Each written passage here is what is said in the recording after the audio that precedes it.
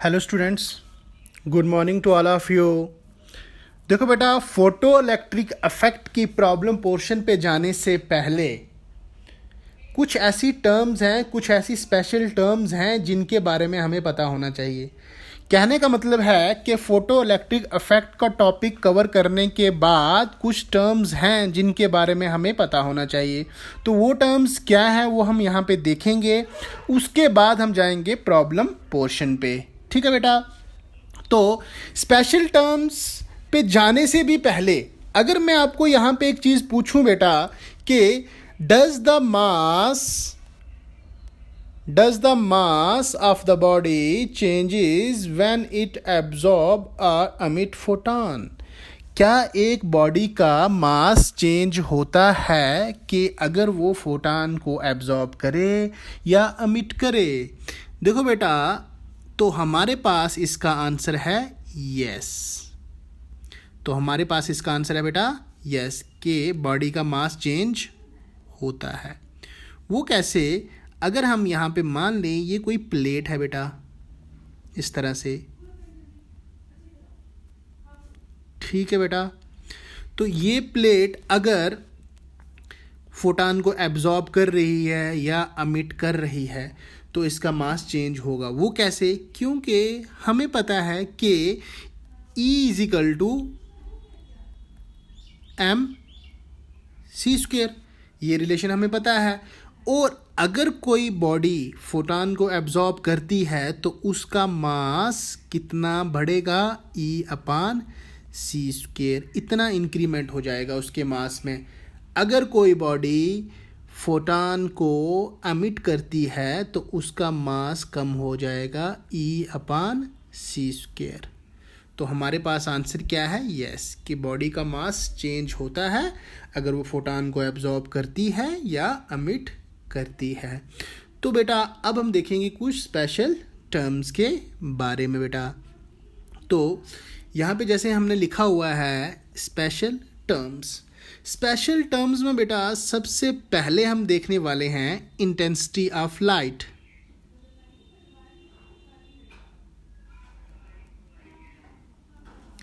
Intensity of light, ठीक है बेटा। देखो, इंटेंसिटी के बारे में मैंने आपको ऑलरेडी बताया हुआ है, तो थोड़ा और अच्छे से एनालाइज करेंगे हम यहाँ पे। तो मान लो ये कोई लाइट का सोर्स है, ये कोई बल्ब है, और इस बल्ब से समझ लीजिए कि चारों तरफ क्या निकल रही है? लाइट निकल रही है। इस बल्ब से क्या हो रहा है? चारों तरफ लाइट निकल रही है। इस तरह से इस बल्ब से चारों तरफ लाइट निकल रही है। तो यहाँ अगर हम लिख दें ये क्या है? बल्ब सोर्स ऑफ लाइट, ठीक है बेटा। ये कोई सोर्स ऑफ लाइट है जिसकी पावर अगर हम माने कितनी है? पावर P है अगर इसकी पावर। और P का मतलब क्या होता है बेटा? P का मतलब होता है P जूल पर सेकंड, ठीक है। जूल पर सेकंड बोले तो इसको जूल पर सेकंड को हम क्या लिख सकते हैं? वाट भी लिख सकते हैं। क्या लिख सकते हैं? वाट भी लिख सकते हैं। तो ये हमने एक सोर्स ऑफ लाइट लिया। अब इसको मैं एक एग्जांपल से आपको समझाने की कोशिश करूँगा। मान लो मैं एक एग्जांपल लेता हूँ कि इस बल्ब की, ये जो बल्ब आपने कंसीडर किया है, इसकी क्या बोलते हैं आप, मान लो पावर कितनी है इसकी? 100 वाट। इस बल्ब की पावर कितनी आपने ले ली? 100 वाट। 100 वाट का मतलब 100 जूल पर सेकंड, ठीक है बेटा। अब इसके बाद हम क्या करेंगे? देखो, इसको सेंटर मानेंगे। यहाँ पे इसको सेंटर मान के ये एक सर्कल ड्रा करेंगे जिसकी रेडियस R1 है, और साथ में इसको सेंटर मान के दोबारा से एक और सर्कल ड्रा करेंगे जिसकी रेडियस R2 होगी। तो होगा क्या बेटा? ये एक ऐसा बल्ब है जिससे क्या हो रहा है? 100 जूल की एनर्जी पर सेकंड निकल रही है। 100 जूल पर सेकंड की एनर्जी पर सेकंड क्या हो रही है, यहाँ से निकल रही है। तो कोई भी सरफेस ले लो जो इसको एनक्लोज करती है, हर सरफेस से कितनी एनर्जी निकलेगी बेटा, 100 जूल की एनर्जी निकलेगी। अगर मान लो यहाँ पे मैं कंसीडर कर देता हूँ ये R1, ये सरफेस मैं कंसीडर कर रहा हूँ, तो इस सरफेस से ये देखो बाहर मैंने एनर्जी निकाली हुई है इस तरह से। कितनी एनर्जी निकलेगी इस सरफेस से, 100 जूल की एनर्जी निकलेगी 1 सेकंड में। ये बल्ब ऐसा है। अगर दूसरा सरफेस लेता हूँ तो इस सरफेस से भी उतनी ही एनर्जी निकलेगी, इस सरफेस से भी उतनी ही एनर्जी निकली। कोई भी सरफेस ले लो बेटा।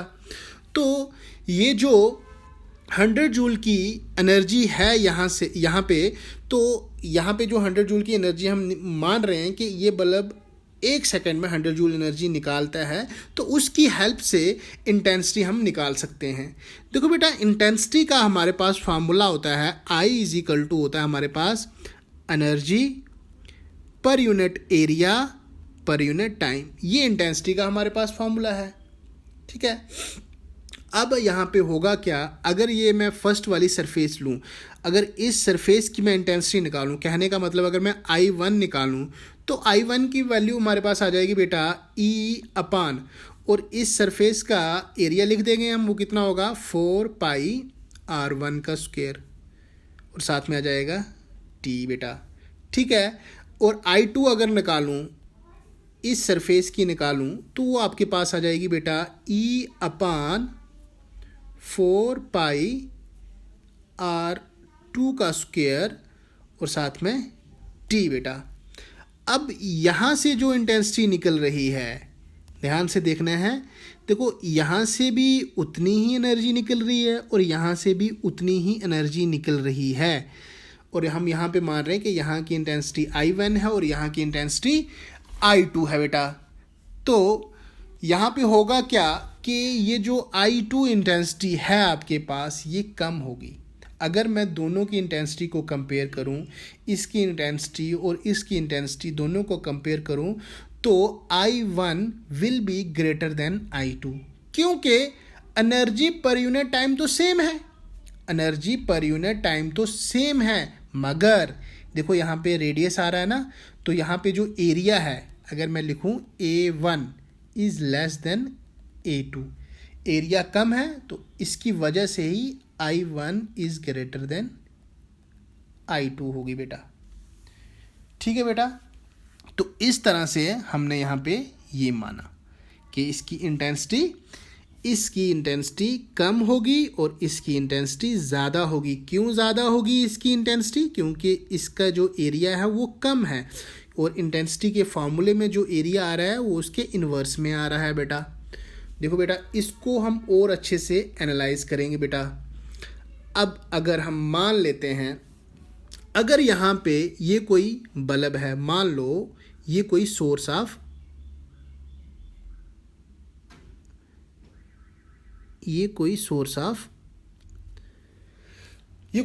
है, ठीक है। अगर यहाँ पे ये जो बल्ब है, मान लो ये कोई सोर्स है, और इस सोर्स से क्या हो रहा है, चारों तरफ क्या निकल रही है बेटा, इस सोर्स से चारों तरफ लाइट निकल रही है बेटा।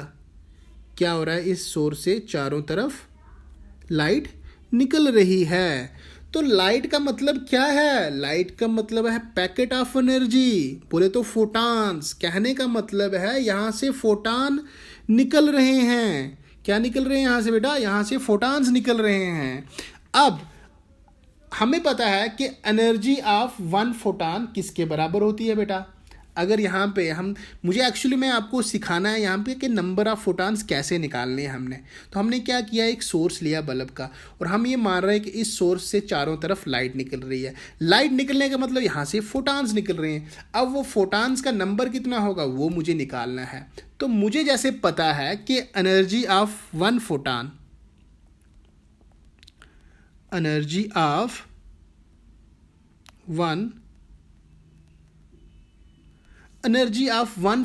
कितनी है, अगर हम कैलकुलेट करें, वो होती है हमारे पास h न्यू के बराबर। किसके बराबर होती है, h न्यू के बराबर, या इसको आप ऐसे भी लिख सकते हो hc/λ। मान लो ये जो रेडिएशंस निकल रही हैं यहाँ से, ये जो रेडिएशंस निकल रही हैं, इन रेडिएशंस की अगर हम वेवलेंथ मान लेते हैं कितनी है, लैम्बडा। ये जो रेडिएशन निकल रही है इनकी वेवलेंथ कितनी मान लिया आपने, लैम्बडा। तो ये क्या होगा आपके पास, this is the energy of one photon, this is the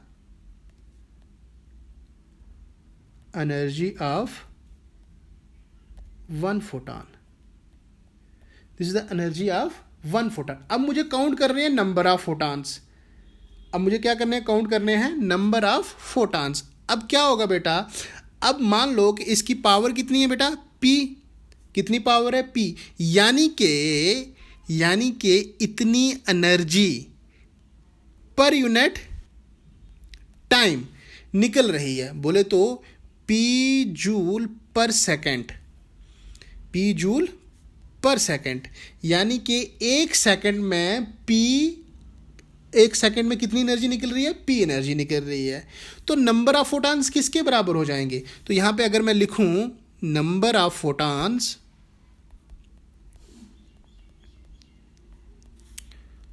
number of photons coming out of the source,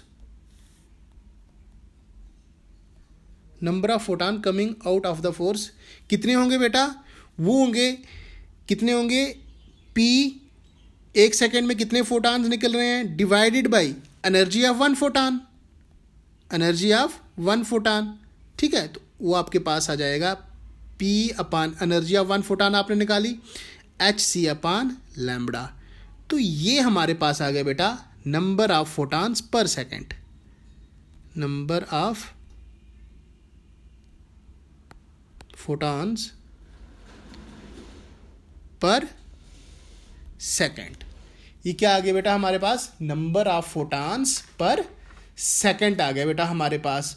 अब देखो इसको मैं थोड़ा और अच्छे से आपको बताता हूं कि नंबर ऑफ फोटॉन्स, इसमें कंफ्यूजन नहीं रहनी चाहिए। मैंने यहां पे किया क्या, मैंने ये किया कि कहाँ गया बल्ब, ये बल्ब है आपके पास, इस बल्ब से एक सेकंड में जितनी एनर्जी निकल रही है उस एनर्जी को एक फोटॉन की एनर्जी से डिवाइड कर दिया, तो नंबर ऑफ फोटॉन्स आ गई। क्योंकि पूरी एनर्जी तो फोटॉन से मिलकर ही तो बनी है। किसी की अगर पावर P है, मान लो P पावर का सोर्स से जिसकी पावर P है, यानी कि एक सेकंड में P जूल एनर्जी अगर कोई निकाल रहा है तो उससे इतने नंबर ऑफ फोटॉन्स निकलेंगे, उससे क्या होगा, इतने नंबर ऑफ फोटॉन्स निकलेंगे।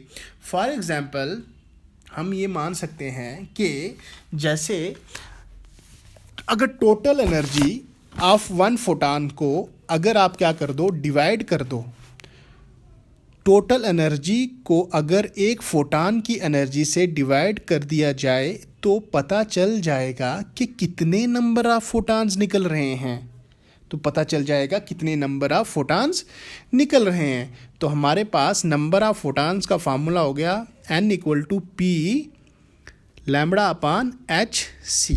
ये फार्मूला आपको याद होना चाहिए बेटा, ये फार्मूला आपको याद होना चाहिए। तो नंबर ऑफ फोटॉन्स कैसे निकलेंगे, टोटल एनर्जी को अगर एक फोटॉन की एनर्जी से आप डिवाइड कर दिया जाए तो हमें पता चल जाएगा कि कितने नंबर ऑफ फोटॉन्स निकल रहे हैं। ठीक है बेटा, इस पे भी एग्जांपल्स देखेंगे आगे हम। तो नेक्स्ट इसके बाद जो हमारे पास बेटा टर्म है वो क्या है, ये पूछ रहा है हमें कि show that stream of photons, यहाँ पे लिख देते हैं बेटा,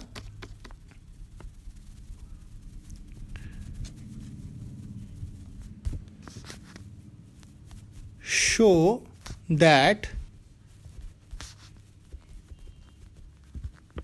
stream of photon exert a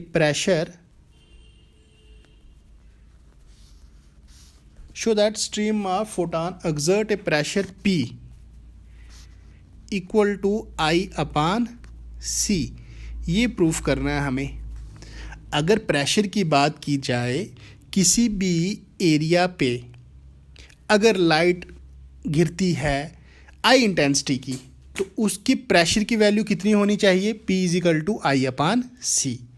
तो देखते हैं कि P इजिकल टू आई अपान सी आता है, क्या वैल्यू आती है, क्या नहीं आती है। हमें तो यहाँ पे प्रेशर निकालना है बेटा।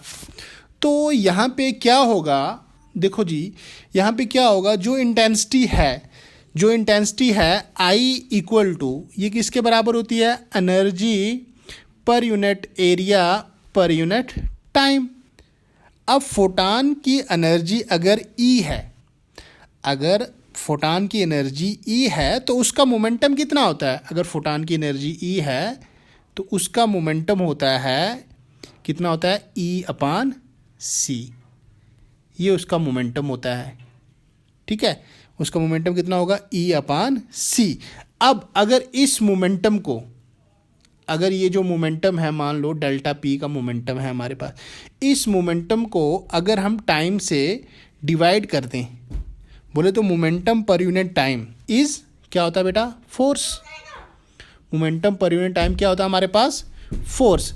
अब अगर दोनों साइड हम एरिया से डिवाइड कर दें, यहाँ पे डेल्टा पी अपान डेल्टा टी, यहाँ भी एरिया से डिवाइड कर दो, यहाँ पे फोर्स अपान एरिया, यहाँ पे दोनों साइड हमने एरिया से डिवाइड कर दिया। तो ठीक है, अब ये देखो बेटा, हमें पता है कि फोर्स अपान एरिया हमारे पास क्या होगा, प्रेशर। फोर्स अपान एरिया हमारे पास क्या होगा बेटा, प्रेशर। तो प्रेशर इक्वल टू हमारे पास आ गया है यहाँ पे डेल्टा पी अपान डेल्टा टी और साथ में एरिया, ठीक है। और हमें पता है कि फोटान का मोमेंटम किसके बराबर होता है बेटा, फोटान का मोमेंटम किसके बराबर होता है, फोटान का मोमेंटम हमें पता है वो हो जाता है हमारे पास E अपान सी। E अपान सी, नीचे आ गया डेल्टा टी और साथ में आ गया A। अब क्या हो गया यहाँ पे, ये देखो, ये जो दिख रहा है हमें, ये जो टर्म है E energy per unit area per unit time, ये किसके बराबर होती है बेटा, ये होती है इंटेंसिटी के बराबर। तो हमारे पास यहाँ आ गया P इजिकल टू आई अपान सी। ये हमारे पास प्रूफ हो गया, P इजिकल टू आई अपान सी के बराबर हमारे पास ये चीज़ वैल्यू आ गई। अब कहने का मतलब ये है कि अगर ये कोई आपके पास प्लेट है और उसका एरिया A है, और यहाँ पे अगर रेडिएशंस आ रही हैं इस तरह से, यहाँ पे रेडिएशंस आ रही हैं, तो ये प्लेट क्या करेगी, इन सारे रेडिएशन मतलब फोटान्स आ रहे हैं, इन फोटान्स को क्या कर देती है, एब्जॉर्ब कर देती है। क्या करती है, एब्जॉर्ब करती है। मेरा कहने का मतलब ये है कि जब फोटान आता है, फोटान के पास कुछ मोमेंटम होता है, अब वो मोमेंटम लेके आ रहा है और इस प्लेट के साथ क्या कर रहा है, स्ट्राइक कर रहा है। स्ट्राइक करते ही इस के पूरा का पूरा यहाँ क्या हो जाता है, एब्जॉर्ब हो जाता है और पूरा मोमेंटम इस सरफेस को दे देता है, पूरा मोमेंटम इस सरफेस को दे देता है। तो होगा क्या, तो इस सरफेस पे मोमेंटम ऐड होता जा रहा है, तो इस सरफेस पे मोमेंटम क्या हो रहा है बेटा, ऐड होता जा रहा है। तो मोमेंटम पर सेकंड, अगर मैं यहाँ पे बात करूँ, यहाँ पे अगर मैं बात करूँ मोमेंटम डेल्टा पी पर सेकंड, क्या हो रहा है यहाँ पे, जितना, तो यहाँ पे क्या हो रहा है, मोमेंटम पर सेकंड जितना ऐड हो रहा है वो इसका क्या हो जाएगा, फोर्स। वो इसका क्या हो जाएगा, फोर्स। जो भी फोटान आ रहा है वो यहाँ पे एब्जॉर्ब हो रहा है और सारा का सारा मोमेंटम इस प्लेट को दे रहा है। अब वो मोमेंटम पर यूनिट टाइम हमारे पास किसके बराबर हो जाएगा, वो आ जाएगा इस प्लेट पे लगने वाली फोर्स। तो फोर्स हमारे पास आ गया डेल्टा पी अपान टी के बराबर। कहने का मेरा मतलब ये है कि क्योंकि वो पी मोमेंटम लेके आ रहा है, कौन, फोटान, और फाइनली पी मोमेंटम लेके आ रहा है और फाइनली उसका मोमेंटम कितना हो रहा है, पी किसके बराबर हो जा रहा है, ज़ीरो। फोटान यहाँ पे ख़त्म हो जा रहा है और पूरा का पूरा मोमेंटम इस वाल को दे दिया। अब इस वाल का मोमेंटम क्या हो जाएगा, चेंज आ जाएगा। इस वाल के मोमेंटम में चेंज आनी ही आनी है क्योंकि फोटान ने सारा का सारा मोमेंटम इसको दे दिया। तो क्या होगा, फोटान यहाँ पे अगर हम लिखें, अगर मैं दो केसेस की बात करूँ यहाँ पे बेटा, तो अभी यहाँ पे देखा कि P हमने निकाला, P क्या निकाला हमने, प्रेशर, वो निकाला I अपान C के बराबर, P हमने निकाला I/C के बराबर। अगर मैं बात करूं बेटा in case of complete absorption, in case of complete absorption of radiation आ रही है और कंप्लीटली अब्जॉर्ब हो रही है, तो उस केस में हमारे पास प्रेशर की वैल्यू कितनी आ रही है I/C के बराबर। ये पहला केस है। दूसरे केस की अगर मैं बात करूं यहाँ पे, अगर मैं लेता हूं in case of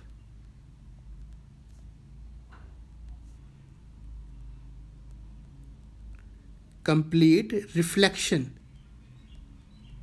in case of complete reflection, तो उस केस में मोमेंटम होगा क्या? तो होगा क्या यहाँ पे, फोटॉन जाकर ऐसे इस प्लेट के साथ टकराएगा, जैसे टकराएगा एज इट इज वापस आ जाएगा, जैसे टकराएगा एज इट इज वापस आ जाएगा। तो चेंज इन मोमेंटम इसका कितना हो जाएगा? तो इसका अगर हम चेंज इन मोमेंटम लिखेंगे तो हमारे पास आ जाएगा 2 mv के बराबर। बोले तो मोमेंटम इसका हो जाएगा 2 टाइम E/C के बराबर। तो मोमेंटम इसका डबल हो गया, तो मोमेंटम अगर इसका डबल हो गया तो इसका प्रेशर P इक्वल टू हो जाएगा 2I/C। तो in case of complete reflection pressure किसके बराबर होता है हमारे पास? इसको मैं PR करके लिख देता हूँ, क्योंकि मोमेंटम को भी मैं P से डिनोट कर रहा हूँ और इसको भी, तो यहाँ मैंने PR लिख दिया। तो PR प्रेशर किसके बराबर हो जाएगा हमारे पास? 2 I/C। और in case of complete absorption हमारे पास प्रेशर की वैल्यू होती है PR इक्वल टू I/C।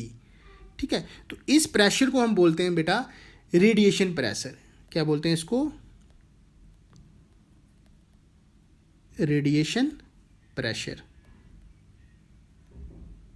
तो अगर कोई फोटॉन किसी एरिया पे गिरता है जिसका एरिया A है, तो बस I/C क्या मिलेगा उसको? उतना प्रेशर उस प्लेट पे अप्लाई हो जाता है। ठीक है, तो ये भी आपको याद होना चाहिए कि प्रेशर की वैल्यू कितनी होती है I/C। किस केस में? कंप्लीटली एब्जॉर्प्शन के केस में। और कंप्लीटली रिफ्लेक्शन के केस में हमारे पास प्रेशर की वैल्यू हो जाती है बेटा 2 I/C। तो इसके बाद अब हम देखने वाले हैं बहुत सारी प्रॉब्लम्स फोटो इलेक्ट्रिक इफेक्ट